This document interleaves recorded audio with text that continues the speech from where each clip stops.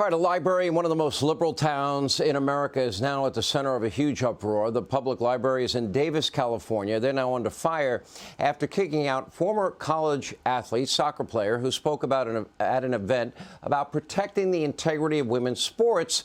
She was thrown out for supposedly misgendering people during her remarks. Take a look at this. I played college soccer. When I played college soccer, my freshman year,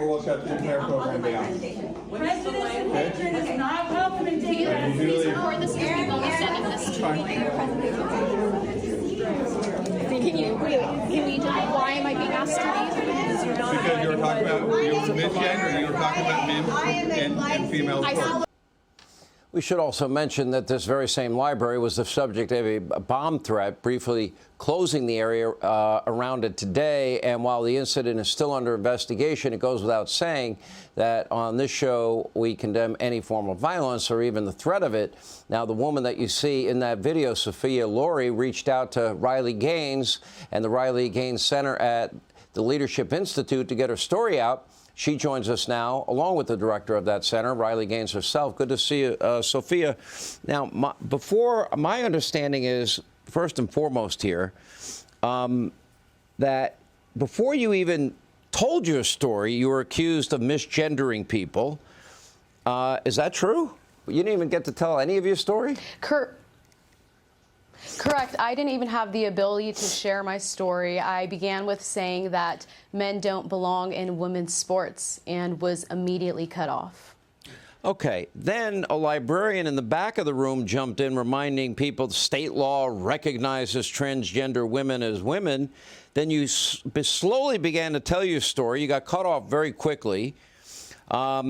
For the fact that you said current 10-year-old girls cannot live out the same dream as long as men are allowed to compete in women's sports.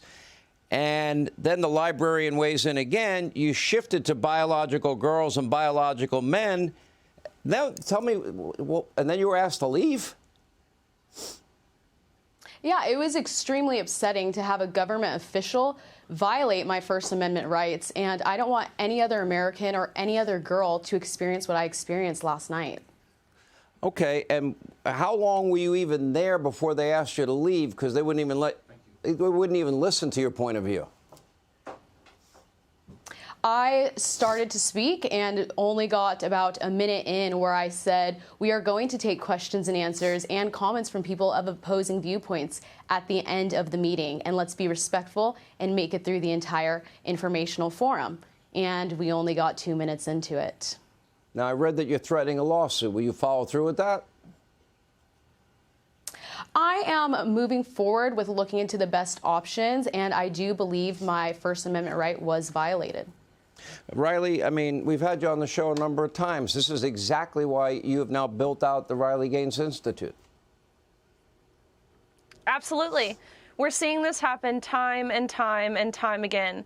And I first just want to say how proud I am of Sophia to be in that environment where you have hecklers, you have protesters, you have people shouting you down, men, women, men dressed as women, women dressed as men.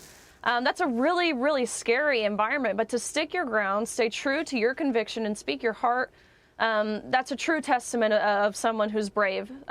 So, Sophia, I couldn't be more grateful for you. But you're exactly right, Sean. That's exactly what the Riley Gaines Center was created for, is to help get stories out like Sophia's.